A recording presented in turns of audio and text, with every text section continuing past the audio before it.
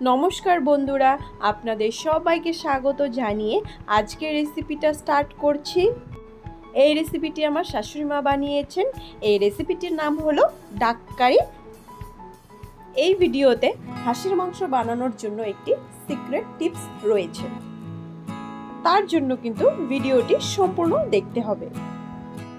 ঠিক এইভাবে হাঁসের মাংস রান্না করলে খেতে কিন্তু সুস্বাদু হবে। তাহলে কথা না বাড়িয়ে চলুন ভিডিওটি আরম্ভ করি।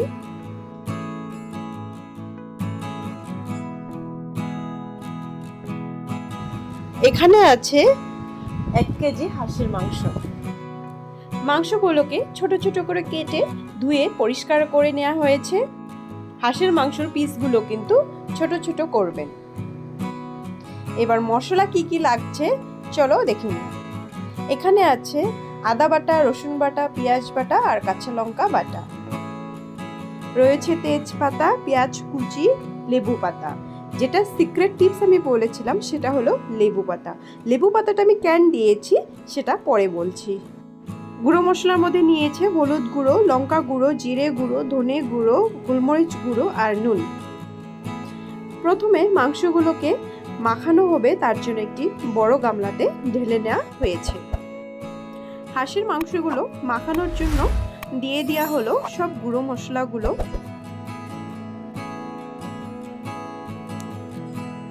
তারপর দিয়ে দিল পেঁয়াজ বাটা, আদা রসুন আর কাঁচা লঙ্কা বাটা।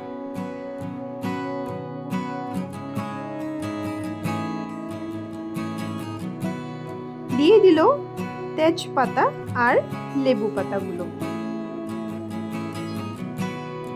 এবারে অল্প পরিমাণে সর্ষের তেল দিয়ে ভালো করে মেখে নিতে হবে।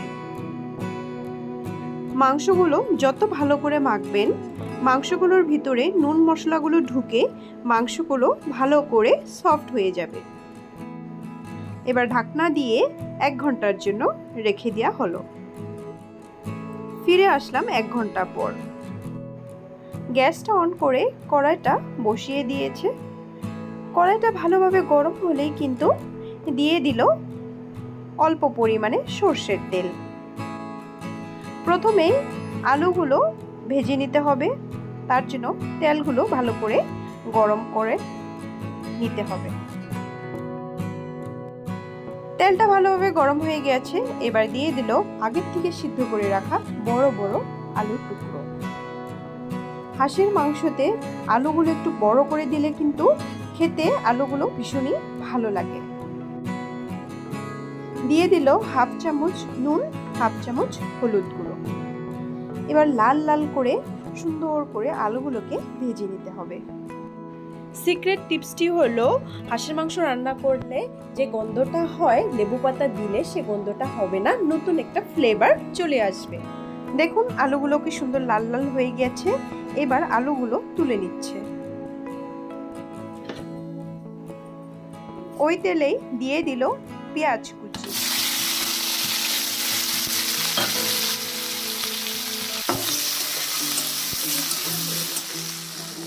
এবারে দিয়ে দিল শুকনো লঙ্কা।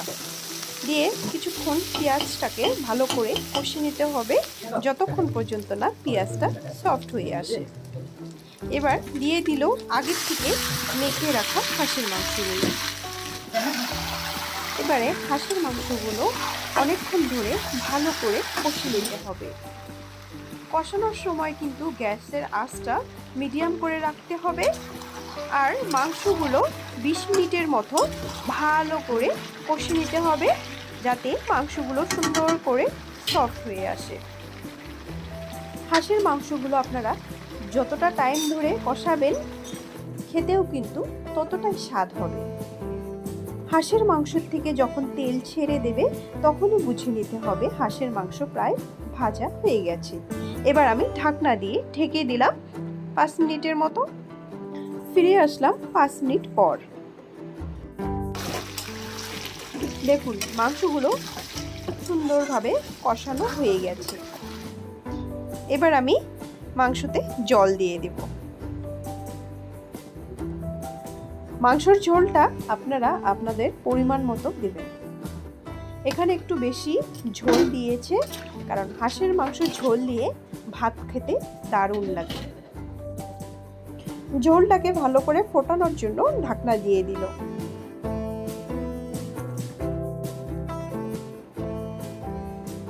ফিরে আসলাম 5 মিনিট পর। দেখুন ঝোলটা ভালোভাবে ফুটে গিয়েছে। এবার হালকা হাতে মাংসগুলো নাড়ানো হলো। দিয়ে দিল গরম মশলা বাটা, দিয়ে একটু নেড়ে দিতে হবে। রান্না কমপ্লিট। এবার গ্যাসের ফ্লেমটা অফ করে দিয়েছে। তাহলে দেরি কোনো, ঝটপট গরম ভাত নিয়ে বসে পড়ুন দুপুরের বা রাত্রের আহার করতে।